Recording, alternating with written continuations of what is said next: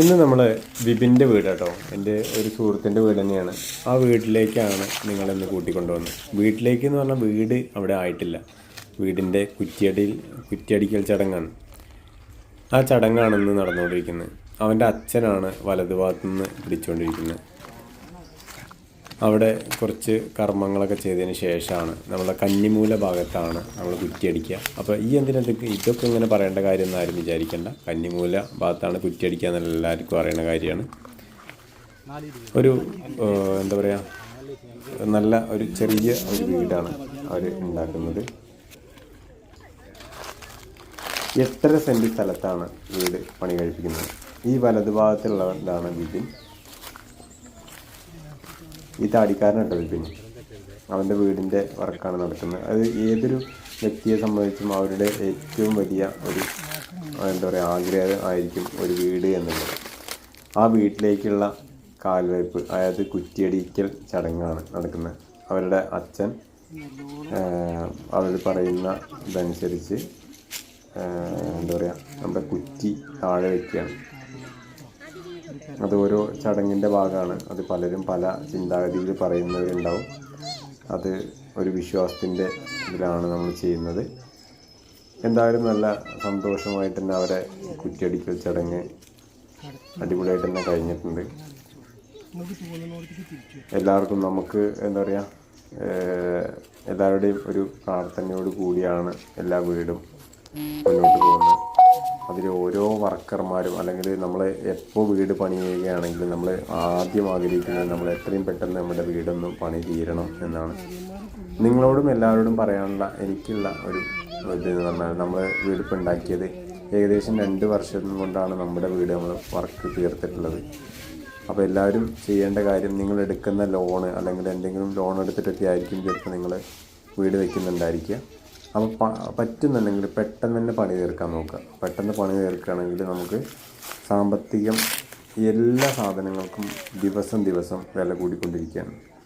അപ്പോൾ പറ്റുന്നുണ്ടെങ്കിൽ എല്ലാം പെട്ടെന്ന് തീർക്കുകയാണ് ഏറ്റവും നല്ലത്. നിങ്ങൾ ലോൺ എടുത്തിട്ടാണ് ചെയ്യണമെന്ന് വെച്ചാൽ കേട്ടോ. അല്ലെങ്കിൽ നിങ്ങൾ വരുന്നതിനനുസരിച്ച് ചെയ്യണമെന്ന് വെച്ചാൽ പിന്നെ കുഴപ്പമില്ല. അത് വരുന്ന എമൗണ്ടിനനുസരിച്ചാണല്ലോ. ഇത് അവർ കുറ്റിയടിച്ചു. നല്ല ഇനി അവൻ്റെ അച്ഛൻ തന്നെ വന്ന് കുറ്റിയടിക്കും. പിന്നെ ഇങ്ങനെ നമ്മുടെ ഓരോ ആളുകളും കുറ്റിയടിക്കുന്ന സമയത്ത് നമ്മുടെ മനസ്സിൽ നല്ല ചിന്താഗതിയും നല്ല തീരുമാനത്തിലായിരിക്കണം കുറ്റിയടിക്കുന്നത്. കാരണം അത് നല്ല രീതിയിൽ പൊന്തണം എന്നുള്ള ആഗ്രഹത്തിലായിരിക്കണം കുറ്റിയടിക്കുന്നത്. അപ്പോൾ നമ്മളോട് കുറച്ച് വിദ്വേഷമുള്ള ആൾക്കാരൊക്കെ പരമാവധി കുറ്റിയടിക്കലിന് വരാതിരിക്കാൻ ഏറ്റവും നല്ലത്. കാരണം ഇതിപ്പോൾ അങ്ങനെ പൊന്തണ്ടാന്ന് ചിന്തിച്ച് അടിക്കുന്ന ആളുകൾ വരെ ഉണ്ടാവും. ഞാനത് തമാശ പറഞ്ഞു തന്നേ കേട്ടോ, അതിന് ആരും നെഗറ്റീവ് അടിക്കണ്ട. അപ്പോൾ കുറ്റിയടിച്ചത് വിപിനാണ്. വിപിൻ്റെ വൈഫിൻ്റെ അച്ഛനാണ് കുറ്റിയടിച്ചത്. വിപിൻ്റെ അമ്മയാണ് കുറ്റിയടിക്കുന്നത്. പിന്നെ വിപിൻ്റെ വൈഫിൻ്റെ അമ്മ. അങ്ങനെ ഓരോരോ ഇതായിട്ട് മൊത്തത്തിൽ കുറ്റിയടിക്കൽ ചടങ്ങ് നല്ല ഭംഗിയായിട്ട് തന്നെ അവർ കഴിച്ചു. എന്തായാലും കുറ്റിയടിച്ച് കഴിഞ്ഞ് ഉടനെ തന്നെ അവരുടെ മൊത്തം എന്താ പറയുക, പാർക്കുട്ടിയെ വേഗം കഴിയട്ടെ. ഇത് അവൻ്റെ മോനാട്ടോ. അവൻ്റെ മോനും അവൻ്റെ വൈഫുമാണത്. ഇതവൻ്റെ 2ാമത്തെ മോനാണ്. മോനല്ല, നേരത്തെ കാണിച്ച മോനാട്ടോ. ഞാൻ ഇതിനാരും ട്രോളാൻ നിൽക്കരുത്. ഇതവൻ്റെ പെങ്ങളുടെ മോനാണ്. എന്തായാലും നല്ലൊരു സുലഭ മുഹൂർത്തത്തിൽ ഇന്നലെ നമുക്ക് പങ്കെടുക്കാൻ പറ്റി. അതിയായ സന്തോഷമുണ്ട്. നമ്മുടെ കൂട്ടുകാർക്ക്, അതായത് നമ്മുടെ വീട്ടിൽ ഉള്ള കൂട്ടുകാർക്ക് ഇത് കാണിച്ചു തരാം. അതായത് നമ്മുടെ വീട്ടിലെ എല്ലാ കൂട്ടുകാർക്കും കാണിച്ചു തരാം. ഇത് അവൻ്റെ